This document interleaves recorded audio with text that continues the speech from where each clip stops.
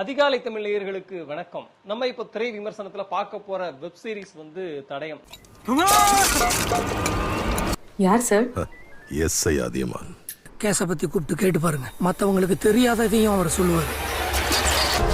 அப்புறம் அந்த question mark, அது இறந்து போனவங்களுக்கா இல்ல நமக்கா? நம்ம தமிழ் வெப் சீரிஸை வந்து தொடர்ந்து நம்ம வந்து ஃபாலோ பண்ணி ரிவ்யூ பண்ணிட்டு வரோம். அந்த அடிப்படையில் வந்து இந்த தடயம் வெப் சீரிஸ்க்கு ஒரு நல்ல ஹைப் இருந்துச்சு. ஏன்னா ட்ரெய்லர் கொஞ்சம் இன்ட்ரெஸ்டிங்கா இருந்துச்சு.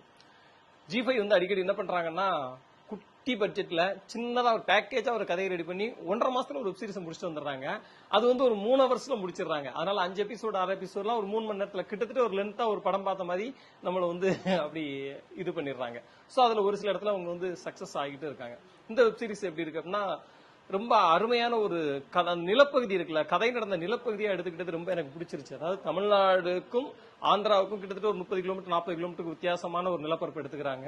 சோ தமிழ்நாட்டு எல்லையில, ஆந்திரா எல்லையில இருக்கக்கூடிய தமிழ்நாட்டு பகுதியில தொடர்ந்து கொலைகள் நடந்துகிட்டு இருக்கு. அந்த கொலைகள்ல சில வித்தியாசம் இருக்கு.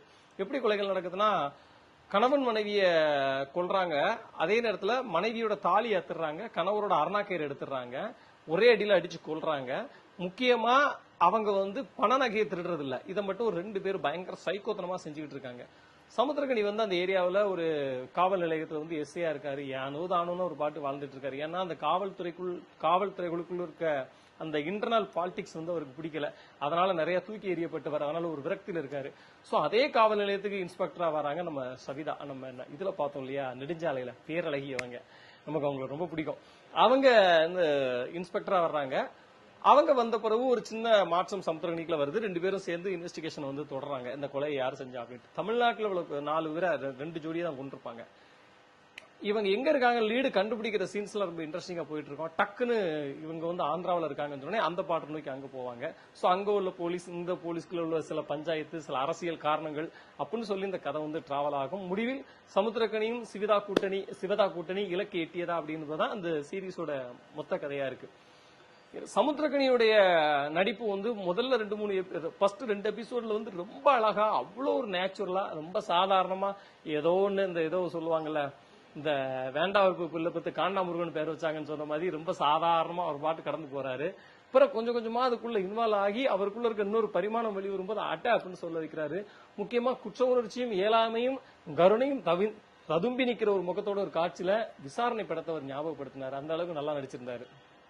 சிவதாவை பொறுத்த வரைக்கும் அவங்கள நம்ம வந்து ரொம்ப ரசிக்கக்கூடிய ஒரு ஆளுங்கனால என்னவோ அவங்க வந்தோடனே டப்பக்க நமக்கு பிடிச்சது. ஆனா இருந்தாலும் ஃபர்ஸ்ட் கொஞ்ச நேரத்துல வந்து அந்த இன்ஸ்பெக்டர் கேரக்டர் அதுக்கு கொஞ்சம் அவங்க செட் ஆகாத மாதிரி ஒரு ஃபீல் இருந்துச்சு. அதெல்லாம் கொஞ்சம் தான். அதுக்கப்புறம் சட்டுன்னு அப்படி உள்ள வந்து பக்காவா அதுல செட்டில் ஆயிட்டாங்க. செம்மையா இருந்துச்சு. முக்கியமா ஒரு இடத்துல அவங்களோட பாடி லாங்குவேஜ் எனக்கு பர்சனலா ரொம்ப பிடிச்சது. ஏன்னா கதறடக்க காலகட்டங்கள் வந்து 1999.